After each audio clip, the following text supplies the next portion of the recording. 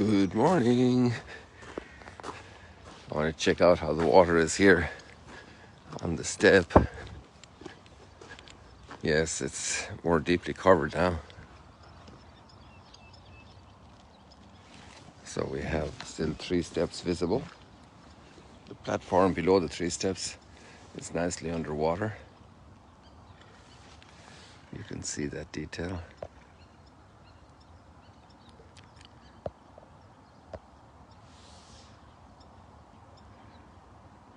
And it's already rising up to the next step. And we have some catfish busy there.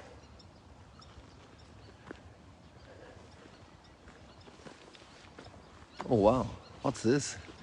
Oh, it's the security instrument. It's the blimp. They came to see the sunrise stroll in chat this morning.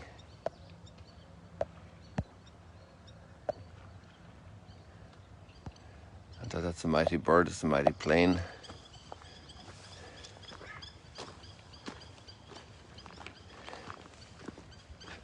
We should go back there and get a spot on this one here.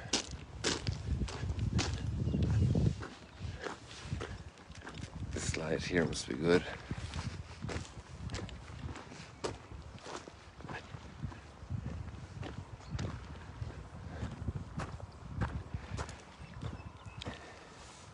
One of the greatest words spoken to and among all of the people of God is listen.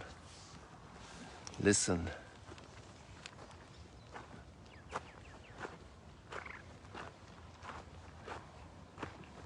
Listen, Israel. The Lord your God is Lord, and him only shall you serve. And it's amazing what happens when a leader doesn't listen.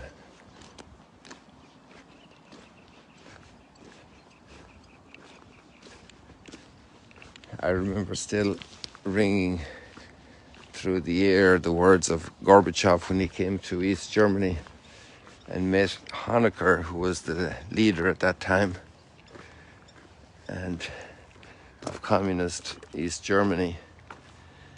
And he said to him, those who don't adjust to the times are washed away by the times, more or less. Those weren't the exact words, but that's the idea. And sure enough, within 6 months, Honecker was gone. And the whole Soviet Union, the whole empire was dissolving. And it was a leader who didn't listen. It seems like Gorbachev was listening. And it's amazing that that whole system dismantled without a revolution, a military revolution, an armed revolution, a violent revolution. It's really an amazing story of history from our lifetime.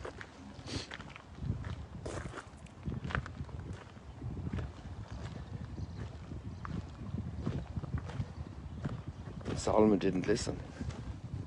And today we're seeing the fruit of that. We should pray for our leaders. We should pray for those in charge, everywhere. Because if we refuse to listen to our Creator, to our Redeemer,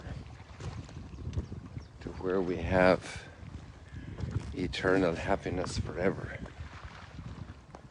if we refuse to listen,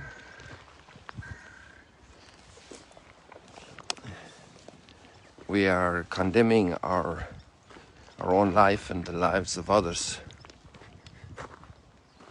to lose connection with reality, and that's a very serious thing. Because of my childhood love, especially adolescent love for physics and astronomy, there was a picture of the NASA. I love that post of NASA on Instagram, and it's a nice short soundbite of scientific information and usually a fascinating picture. And there was a spaceman hanging in the middle of space, and there was no vehicle in sight, no satellite, no spaceship in sight, and he was just hanging there. Of course, he had a propulsion system. It was the first time, apparently, somebody was self-propelled this way in space without any physical connection to the spacecraft, without any cable tying him to the spacecraft. So it was a fascinating picture, you know, just he was still connected in other ways, obviously through communications and through equipment that could get him back.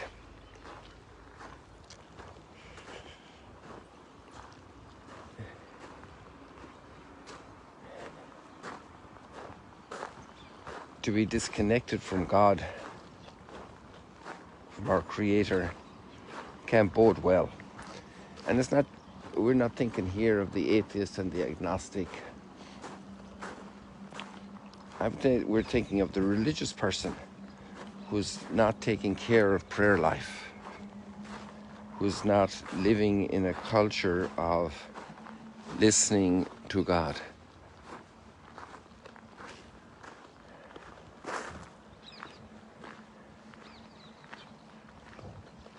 That's the key word, to listen. And this happens to us all day, every day, because, and our faith tells us this, we're in contact with God. We don't have that physical connection. In a way, it's not visible to us, but our life, breath, comes from God.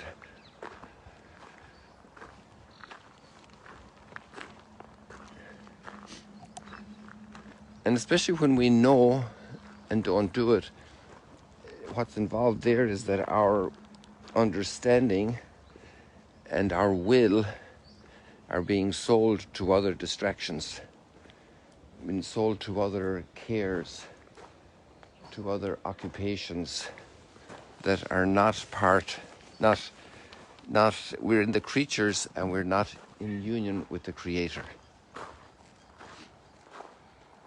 And that could be a good reason why we should make some more progress now during Lent in this life of prayer. And so the pilgrimage for prayer might be a good instrument, a good tool for you to grow more.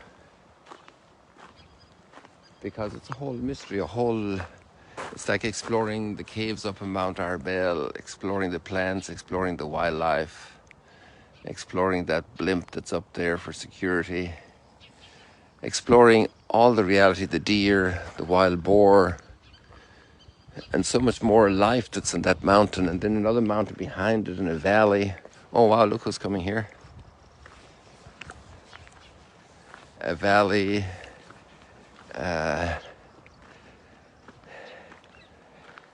exploring the mines, exploring the stars, like just NASA itself, that whole institution of scientific research of space.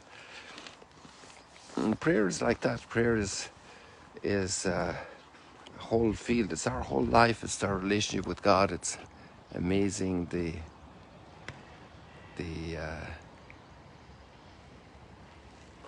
reality in which we can grow.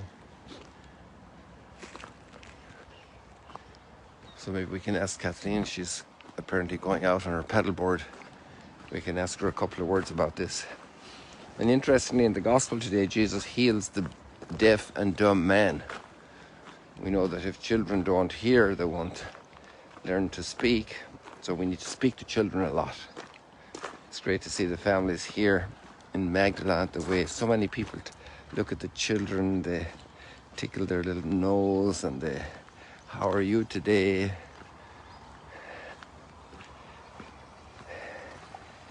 And now this man can hear and he can speak. To hear the word of God, to speak God's love. What a gift. I'm happy this has dried up a little bit after all the rain. Kathleen, You're taking off. You'll have to talk louder out there because the camera's far away from you and you're not hooked up with the microphone. That's all right, don't worry. You're spoiled by microphone. So where are you off to today? Well, if you can look out on the field gallery, you see that it's smooth pretty far out. So I'm just going to go straight toward the sunshine. It's always good to go toward the light. Go toward the light.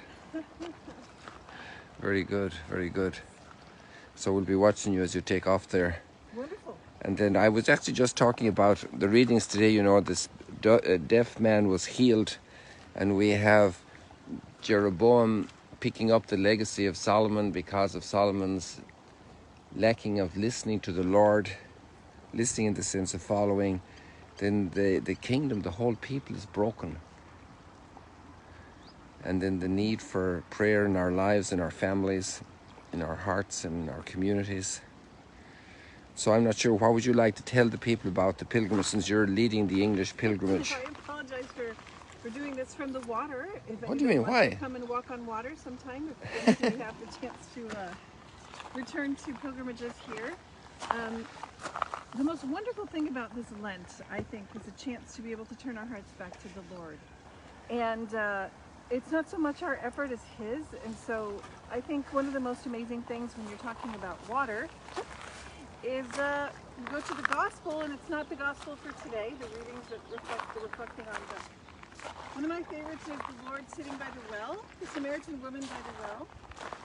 She was just going about her daily life, her problems, her difficulties, her suffering, and the Lord came, and he was there. He was waiting for her in one of the most normal things of daily life, drawing water.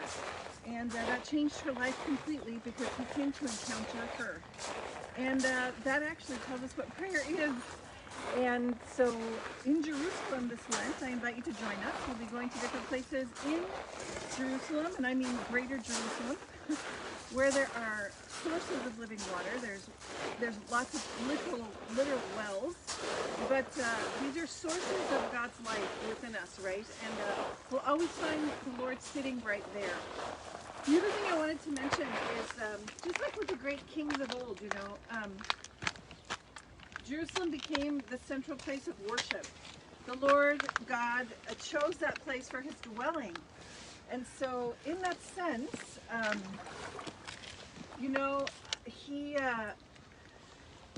salvation history has marked Jerusalem in a very particular way.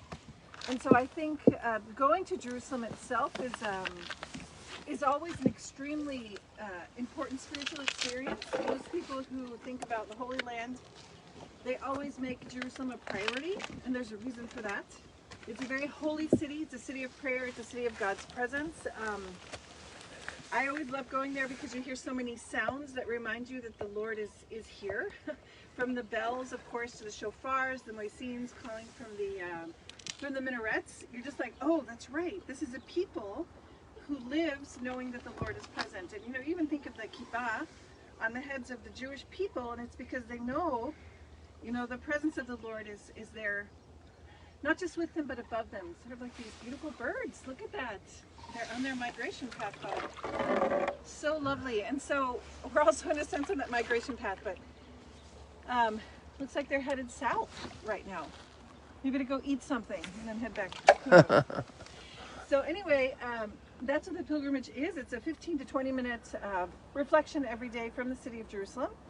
A lot of different places that most people know that witnessed the Lord's ministry about prayer, His passion, death, and resurrection, and a lot of other wonderful places of the Christian communities in Jerusalem. And so it's going to be a treat, I think. I don't know if any of you have ever heard the Our Father sung in Aramaic, the Lord's language, or the Christian community singing it in Arabic, or the Hebrew-speaking Christian community singing it in Hebrew, or we've got the Arameans, the Armenians, just such an interesting community. How about Ethiopian Ge'ez? So it's just all very exciting. And I think you're going to love it. We also, on Fridays, will walk the ways of the Lord's Passion through the steps of Jerusalem, following more or less the same path He would have taken when He was arrested and then before He was crucified up on Calvary. It's always wonderful to pray that on Fridays. So I think it's going to be a wonderful adventure. All about prayer, straight from the scriptures. It's just very enriching. And then, of course, we have Father Eamon up here in Magdala, who will be taking us through the liturgy for Lent. But we do have a whole program. So every single day of Lent, you can look for these programs on our YouTube channel, on Facebook. There's also Reels on Instagram. And if you want to take a look, you can also you can go onto our platforms right now and take a look at one of the trailers. And so we've been able to cooperate with Matt Maher, and I don't know if any of you know the singer Taya. She was well known because of the song Oceans, and she has a very wonderful voice. She's a very gifted, very anointed, I would say, singer. And Matt Maher, I think, invited her to do a part of the Our Father. It's called the Lord's Prayer, his song. He's done several versions. And this version is just powerful. It's the two of them singing the words of the Our Father. And it's called It's Yours, or the Lord's Prayer. And so you'll hear that as our main music. And so I'm delighted that he wanted to work with us again this year, allowed us to use his music for each and every one of us. So let's take an adventure and dive deep into the prayer that the Lord himself taught us when we asked him to teach us to pray. So yeah, it should be great. Oh, and by the way, it's released at 7 a.m.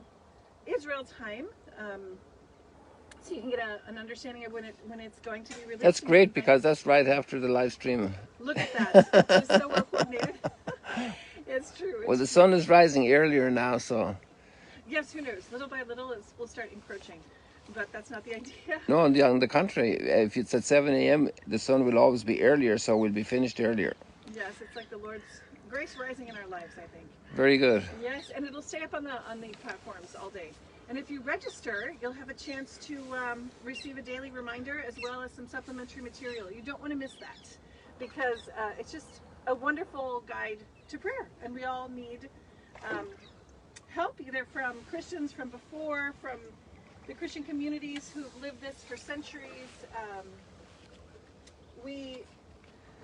They can always help us to know more about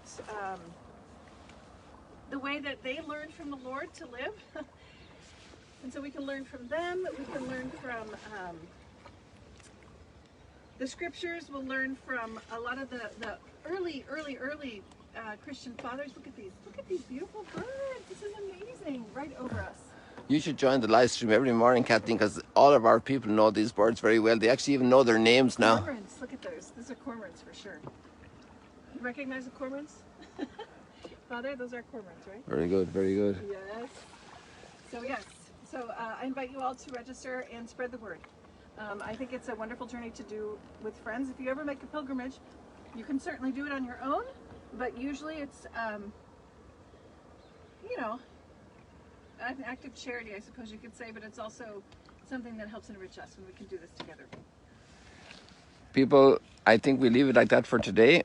We're very thankful to Kathleen for this opportunity, and we'll do our little selfie moment with the two of us here. Okay, wait, let's see if we can get over there. Hi! 1 second, I don't... oh no! Hold on. Oh, there it is. Nope. 1 second, hold on. I know. Those are the rocks, Father.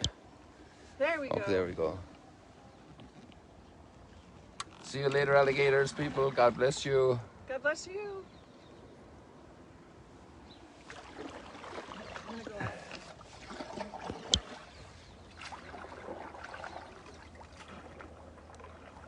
So looking forward to this adventure as we paddle in prayer in Lent. God bless you, people.